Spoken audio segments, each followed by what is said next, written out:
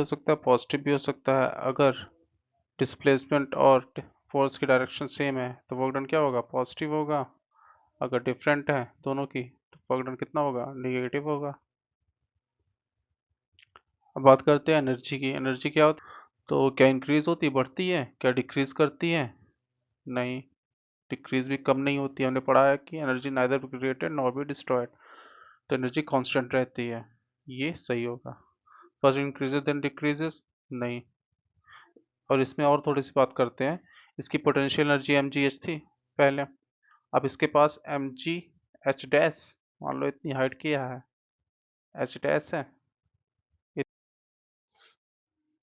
Hello बच्चों, तो आज हम स्टार्ट करने वाले हैं वर्क, पावर एंड एनर्जी।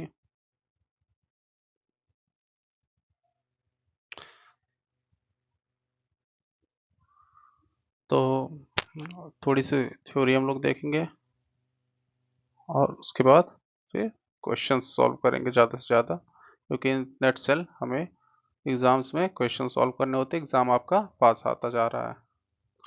तो बिना टाइम वेस्ट किए हुए स्टार्ट करते हैं। पहला क्या है, वर्क क्या है, वर्क की यूनिट क्या होती है, जूल पर जूल, और 1 जूल क्या होता है, 1 न्यूटन इंटू 1 मीटर। इसका फॉर्मूला क्या होता है, work done, F S, F into S, force into displacement.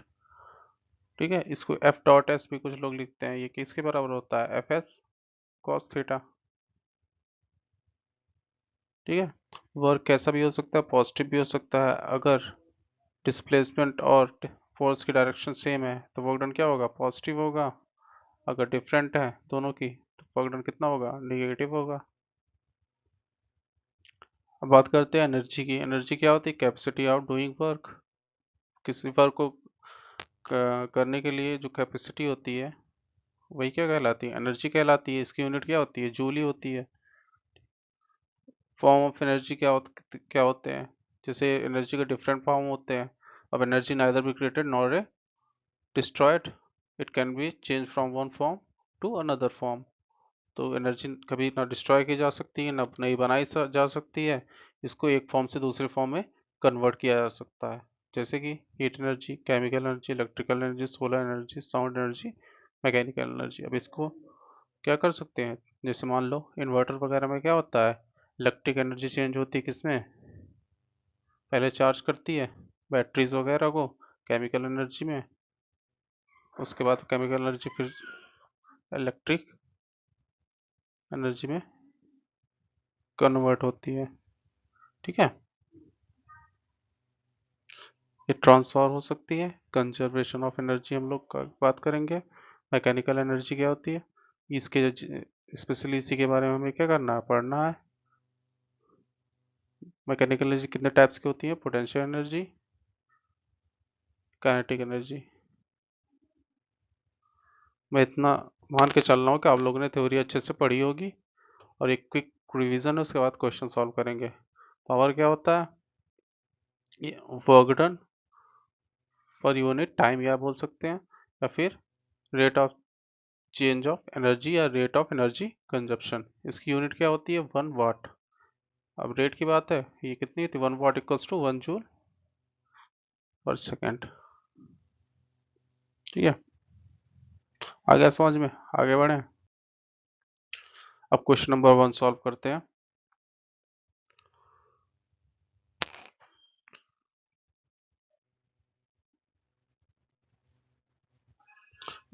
When a body falls freely toward the earth then its total energy क्या होती है। अगर कोई बॉडी फ्रीली फॉल होती है, कहाँ से, ऊपर से, मान लो सरफेस ऑफ द अर्थ है, यहाँ से कोई बॉडी फॉल होती है, ठीक है, यहाँ पहुंची, तो इसकी टोटल एनर्जी क्या होती है, क्या बढ़ती है। हमने पढ़ा है एनर्जी नाइदर बी क्रिएटेड, ये फॉल फ्रीली मतलब यार फ्रिक्शन को इग्नोर किया इसने, फ्रिक्शन इग्नोर करते हैं अभी।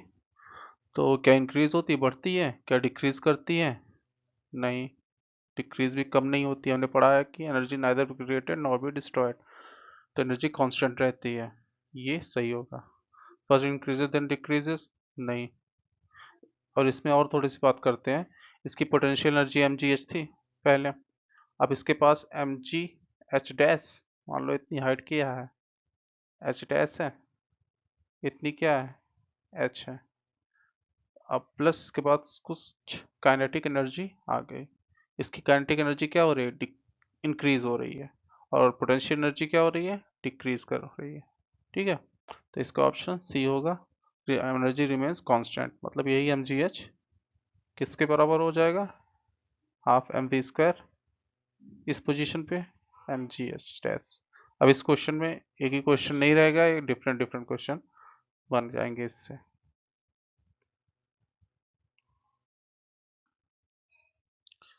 अब बात करते हैं दूसरे क्वेश्चन की। A car is accelerated on a levelled road, accelerate किया जा रहा है कार को, रोड क्या है, लेवल्ड है, and attains the velocity 4 times of its initial velocity. इसकी वेलोसिटी v थी, और ये एक्सेलरेट होके इस पे एक्सेलरेशन लग रहा है, इसकी वेलोसिटी क्या हो गई, 4v हो गई। उसके बाद क्या पूछा गया, in this process the potential energy of the car, potential energy की बात की गई है, पोटेंशियल एनर्जी भी एक्सेलरेशन क्या करेगा, वेलोसिटी को इंक्रीज कर देगा। अब पोटेंशियल एनर्जी जो होती है वो v पे डिपेंड नहीं होती, वेलोसिटी पे। पोटेंशियल एनर्जी क्या होती है, एम जी एच ही हमने पढ़ा है, मान लो एम जी एच, या फिर एम जी एस, या एम ए एस। तो पोटेंशियल एनर्जी क्या होगी इसकी, ये पोटेंशियल एनर्जी हाइट पे डिपेंडेंट होती है, एस हाइट पे डिपेंडेंट होती है पोटेंशियल एनर्जी। अब कुछ लोग सोच रहे होंगे कि पोटेंशियल एनर्जी यहाँ पे एम ए एस क्यों मैंने मिटा दिया, इसलिए मैंने मिटा दिया कि पोटेंशियल एनर्जी क्या होती है, सिंपली उसकी पोटेंशियल होती है। जैसे कि मान लो कोई चीज़ इसे नीचे खींच रही है, जी क्या है, इसके अपोजिट डायरेक्शन में है। ठीक है, अब यहाँ पे जी इसे खींचना चाहता है लेकिन ये खींच नहीं पा रहा है। ठीक है, इसके बाद कितना पोटेंशियल है, एम जी एच का पोटेंशियल, मान लो हाइट एच है। अब इस कार वाले केस में क्या होगा, इसके पास एक्सेलरेशन भी उसी डायरेक्शन में हो रहा है, उसी डायरेक्शन में मूवमेंट भी हो रही है। ठीक है, तो इसके पास कोई पोटेंशियल नहीं हुआ। हाँ, यही अगर होता है एक्सेलरेशन मान लो इधर लगती, जैसे कि हम लोग बो एंड एरो का एग्जांपल ले लेते हैं, मान लेते हैं ये बो है, एरो को खींची गई। अब अगर अगर हम छोड़ेंगे इसको, इस एरो को छोड़ेंगे, ठीक है, तो क्या होगा, ये आगे की तरफ भागेगा, ये एरो आगे की तरफ भागेगी, तो क्या हुआ, इसके पास कुछ पोटेंशियल आ गया। तो यहाँ पे पोटेंशियल एनर्जी चेंज नहीं होगी। ठीक है, अगर यही कार नहीं रॉकेट होता तो उसकी पोटेंशियल एनर्जी क्या होती, बढ़ती। ठीक है, यहाँ पे अगर यहाँ पहुंच जाता रॉकेट, तो इसकी पोटेंशियल एनर्जी क्या हो जाती, इंक्रीज हो जाती। तो इसका ऑप्शन कौन सा होगा, A, does not change.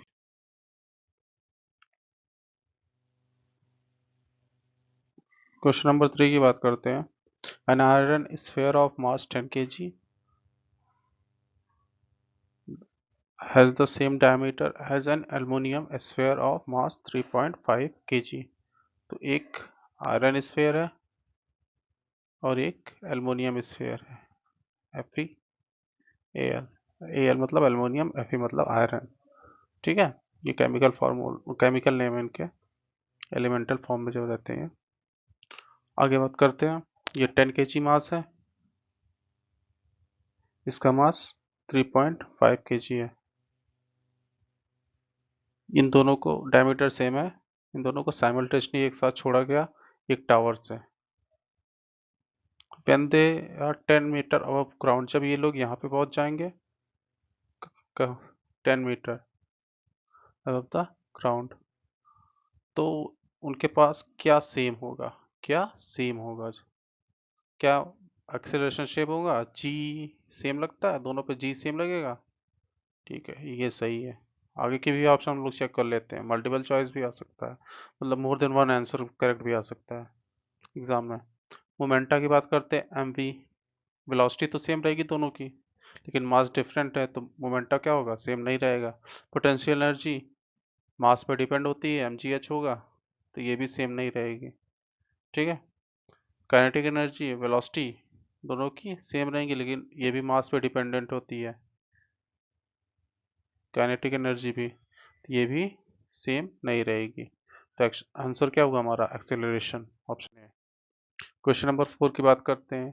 A girl is carrying school bag of 3 kg mass on her back and moves 200 metre from the level road, the work done against the gravitational force will be, क्या होगा। एक लड़की है यहाँ पे और वो bag टांगी हुई है, लेवल रोड पे चलती चली जा रही है, 200 मीटर चला इसने। अब ग्रेविटी की फोर्स mg नीचे लग रहा है, डायरेक्शन ऑफ द मोशन क्या है, ये है, दोनों के बीच में कितने डिग्री का एंगल, 90 डिग्री का एंगल बन रहा है। तो हमने क्या पढ़ा है, एफ एस होता वर्क डन, तो ये कितना हो गई है, F S cos theta, cos 90 degree की वैल्यू क्या होती है, zero, F S into zero equals to zero. ठीक है। तो वर्क डन कितना, सॉरी, वर्क डन जीरो होगा।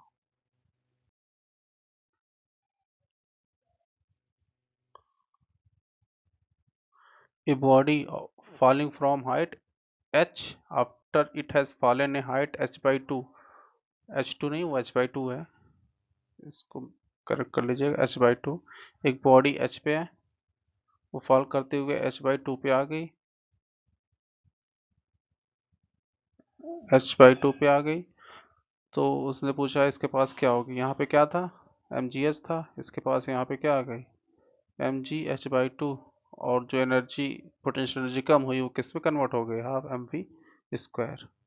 इसके पास क्या होगा, हाफ पोटेंशियल एनर्जी होगा, और आधी जो पोटेंशियल एनर्जी चेंज हुई होगी वो किस में कन्वर्ट हो जाएगी, काइनेटिक एनर्जी में।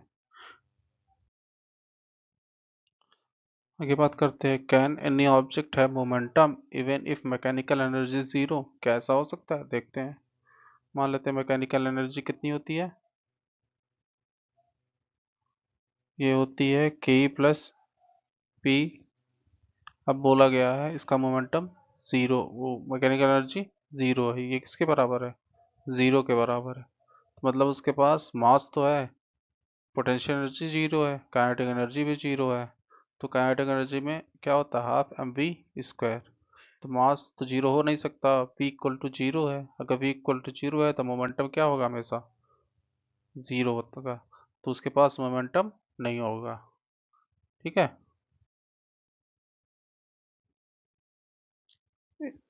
Is it possible that an object is the state of accelerated motion due to external force acting on it but no work is being done by the force, कैसा हो सकता है, बिल्कुल हो सकता है। अगर बॉडी को सर्कुलर पाथ पे हम लोग चला देते हैं, हमें पता है एक फोर्स लगती है, M V square by R के अंदर फोर्स लगती है, बस जानिए आप लोग फोर्स लगती है, आपके लेवल में M V square by R नहीं दिया गया है, बस जानिए एक अंदर की तरफ फोर्स लगती है, और इसका मोशन किधर होता है, टेंजेंशियल होता है इस पार्टिकुलर मोमेंट पे, तो दोनों के बीच का डिफरेंस कितना होगा, ये एक्सेलरेटेड मोशन होता है सर्कुलर मोशन पे, दोनों के एंगल के बीच का डिफरेंस कितना होगा, 90 डिग्री।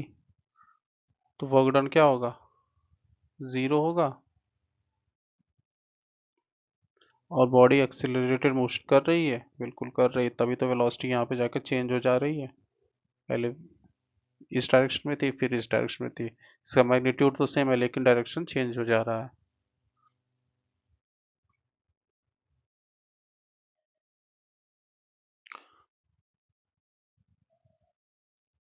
अब एक क्वेश्चन है, बड़ा क्वेश्चन दिख रहा है नहीं इतना बड़ा क्वेश्चन ये।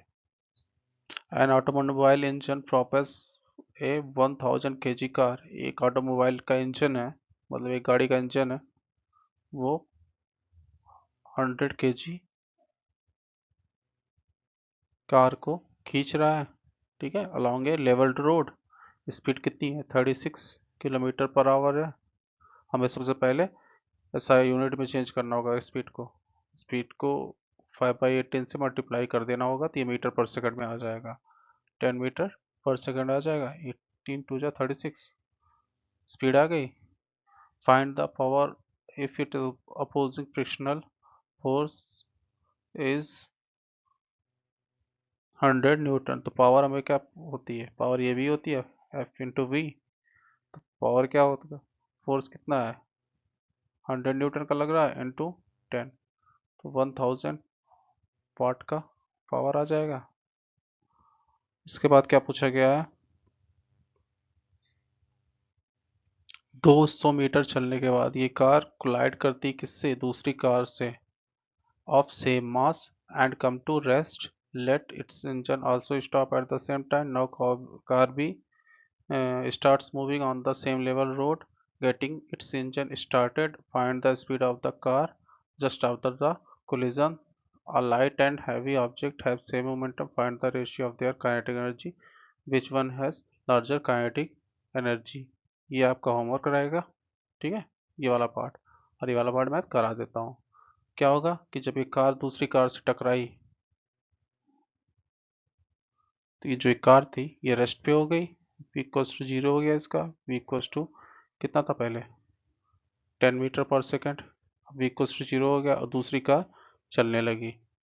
तो इसकी वेलोसिटी हमें पता करनी है। तो कंजर्वेशन ऑफ मोमेंटम से जिसके इसका पहले कितना था m1 v1 equals to mass same है दोनों का mv, mass mass cancel, v1 equals to v1 कितना आ जाएगा 10 मीटर पर second. Find the speed of the car, speed of the car आ जाएगी 10 मीटर पर सेकेंड। अब ये क्वेश्चन की बात करते हैं। A girl having mass 35 kg seat on the trolley of mass 5 kg, the trolley is given an initial velocity 410 metre पर second. After applying a force the trolley come to rest after transversing a distance of 16 metre. तो क्या पूछा गया, how much work done by trolley, trolley कितना work done की, ठीक है। तो हमें क्या पता करना है, मास तो ट्रॉली का पता है 5 kg और 35 kg उस पर सिट की है कि कौन, गर्ल। तो टोटल मास 40 kg आ जाएगा, टोटल मास कितना आ गया 40 kg आ जाएगा।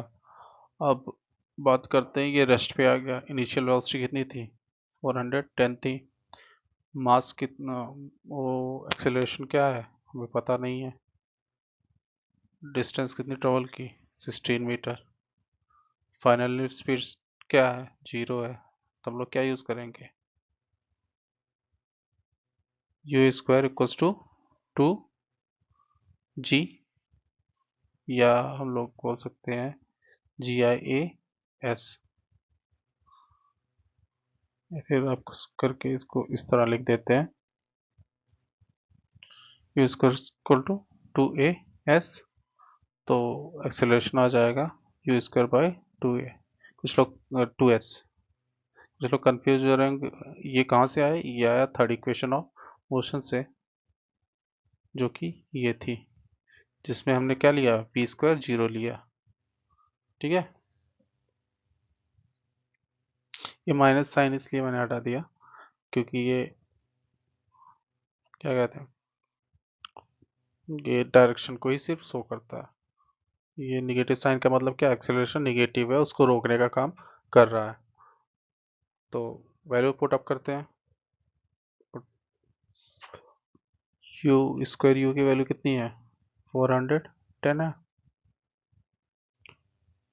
चला कितना 2 इंटू 16, तो ये सॉल्व कर लेंगे, क्या आ जाएगा एक्सेलरेशन आ जाएगा। तो how much work done by the trolley, trolley क्या है कितना वर्क डन की, तो 40 इंटू एक्सेलरेशन इंटू 400, कितना चला इसमें 16 मीटर चला,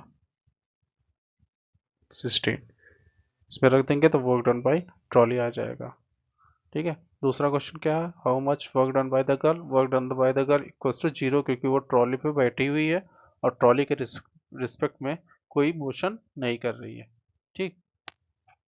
एक्सेलरेशन की वैल्यू आप लोग यहाँ से निकाल लीजिएगा, तो ये आज का सेशन हमारा एंड होता है। छोटा सा सेशन था, इसको आप लोग पूरा वीडियो देखिएगा।